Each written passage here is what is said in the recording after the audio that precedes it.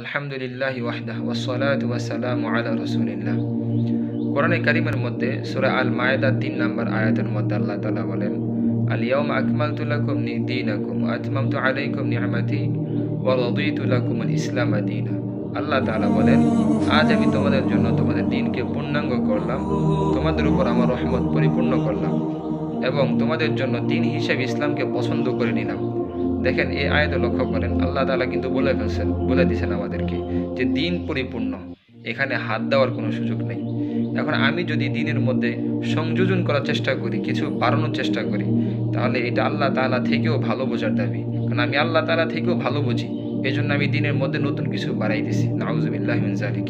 এজন্য ভাই, দ্বীনের মধ্যে নতুন কিছু বাড়ানোর আগে এই আয়াতের কথা চিন্তা করুন যে আল ইয়াওমা আকমালতু লাকুম দীনাকুম ওয়া আতমামতু আলাইকুম নি'মাতি ওয়া রাদিতু লাকুমুল ইসলামা দীনা। যে আল্লাহ বলছে আমি তোমাদের জন্য দ্বীন পরিপূর্ণ করে দিয়েছি, এখানে হাত দেওয়ার কোনো সুযোগ নেই। আল্লাহ তাআলা আমাদেরকে আমল করার তৌফিক দান করেন। ওয়া মা তাওফীকি ইল্লা বিল্লাহ।